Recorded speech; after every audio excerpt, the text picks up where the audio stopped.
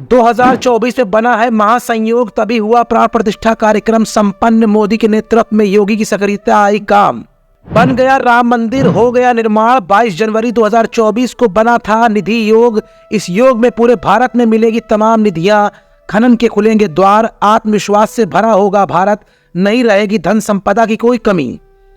2018 में ही 2024 की घोषणा कर दी थी पंडित उमेश शास्त्री ने। एक बार फिर पंडित उमेश शास्त्री की भविष्यवाणी हुई सच।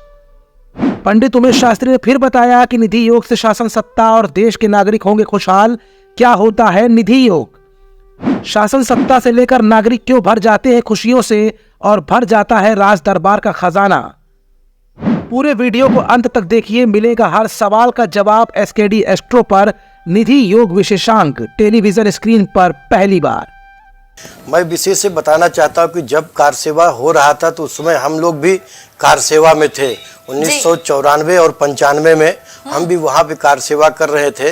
तो ये बहुत ही अच्छा अद्भुत योग है कि आज भगवान राम का मंदिर हमारे सामने बन रहा है। क्योंकि हमारे पहले जो है काफ़ी लोग आए और चले गए, वहाँ पे गए हम लोगों, तो वहाँ पे काफ़ी ब्राह्मणों के द्वारा हम वहाँ पे अभिषेक कर रहे थे भगवान राम के मंदिर को बनने के लिए। तो हमको कितना आनंद आ रहा है, हम तो आनंद से एकदम आविर्भूत हो चुके हैं कि हमारे जितने मित्र हैं उनका भी फ़ोन आ रहा है कि उमेश जी देखो कैसा योग संयोग था कि हम लोग जब वहाँ पे गए और आज हम लोग के सामने ही राम मंदिर बना। इसके पहले हमने एक वीडियो भी बनाया था राम मंदिर को लेकर के सन 2018 में, ज्योतिष के हिसाब से कि ज्योतिष के ऐसा कौन सा योग है कि राम मंदिर 2000 जा करके 24 में बनेगा और उसका उद्धार होगा और कोई विशेष मानव आ करके राम मंदिर का जो है प्राण प्रतिष्ठा करेगा। ऐसा योग बना हुआ था। दूसरी बात यह है कि ज्योतिष की दृष्टि से अगर देखा जाए कि जो ये मुहूर्त है ये बहुत ही अद्भुत मुहूर्त है। ऐसा मुहूर्त भूतो न भविष्यति, न ऐसा आया है न आएगा। देखिए इस पे टिप्पणी करने के लिए बहुत बड़े विद्वान लोग बैठे हुए हैं, मगर हमारा कहना इतना है कि ऐसा मुहूर्त अभी आया ही नहीं है जो भगवान राम के लिए शोध हुआ है। इस मुहूर्त का विशेष महत्व है कि ये मुहूर्त जो है मेष लग्न में है। मेष लग्न में खुद साक्षात बृहस्पति बैठे हुए हैं जो कि भाग्येश है, और द्वितीय भाव में वृष राशि के चंद्रमा बैठा हुआ है जो कि चंद्रमा सुखेश होकर के धन भाव में बैठा हुआ है।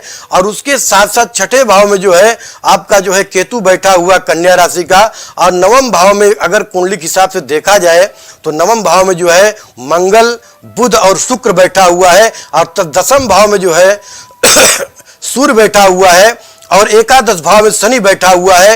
ये इतना अद्भुत योग है, अद्भुत योग। उसके साथ साथ जो है जो नवांश है वो वृश्चिक का नवांश है। नवांश का स्वामी चंद्रमा के साथ लाभ स्थान बैठा हुआ है। ऐसे देखा जाता है कि जिस अगर ऐसे स्थिति में किसी का राज्याभिषेक या प्राण प्रतिष्ठा होता है तो उस राज्य में धन धान की वृद्धि होती है, राजा का विकास होता है और चारों तरफ धन धान उत्पन्न होते हैं। इसके विषय में एक और आपको उदाहरण देना चाहता हूं कि क्योंकि मेष राशि में हो रहा है तो शास्त्र कहता है कि मेषस्य धातु कर रत्न धरा तलम स्यात्। जो ये प्राण प्रतिष्ठा हो रहा है, जितना पैसा खर्चा हो रहा है उससे ज्यादा परमात्मा जो है हमें और आपको देने वाले हैं।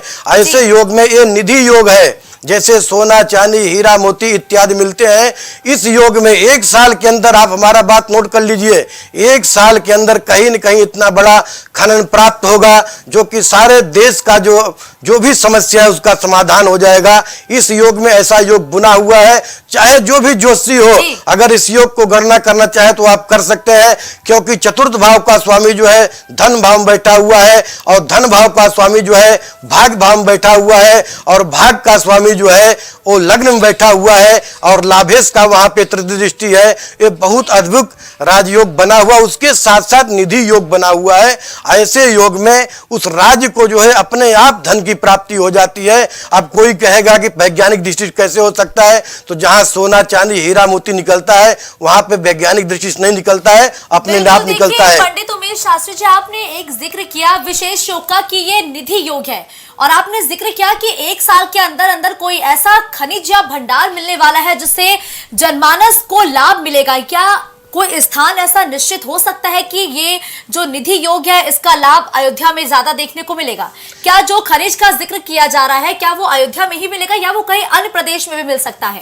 देखिए, जो भी द्रव्य या जो भी धातु या जो भी चीजें मिलती हैं वो किसी किसी अलग अलग दिशा में मिलती है, मगर ये जो योग बन रहा हुआ है ये मेष जो है, मेषेश चिंगे धनु पूर्व भागे, पूर्व दिशा पूर्वोत्तर दिशा में मिल सकता है या तो उत्तर दिशा में, यह ऐसा योग बन रहा है कि निधि धन की प्राप्ति हो सकती है। विशेष करके क्योंकि बृहस्पति स्वर्ण का कारक है, बृहस्पति सोने का कारक है, बृहस्पति भाग्येश होकर के लग्न में बैठा हुआ है।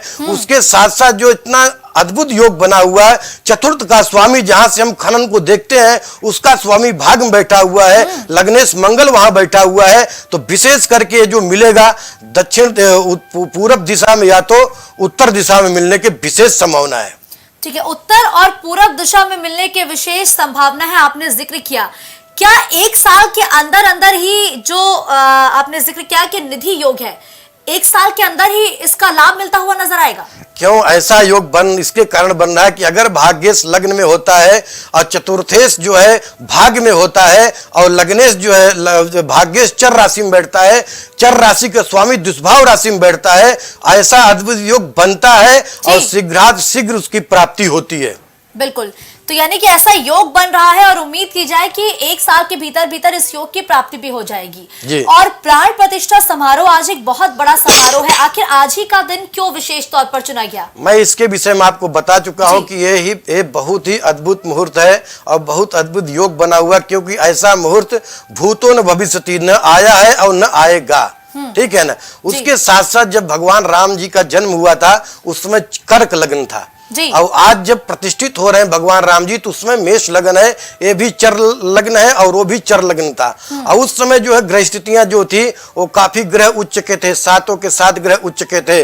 मेष राशि में जो है आपका जो है सूर्य उच्च का था, वृष राशि में चंद्रमा उच्च का था, मकर राशि में मंगल उच्च का था, कन्या राशि में बुध उच्च का था, कर्क राशि में बृहस्पति उच्च का था, मीन राशि में शुक्र उच्च का था, तुला राशि में जो है शनि उच्च के थे और राहु केतु वृष राशि में उच्च का था।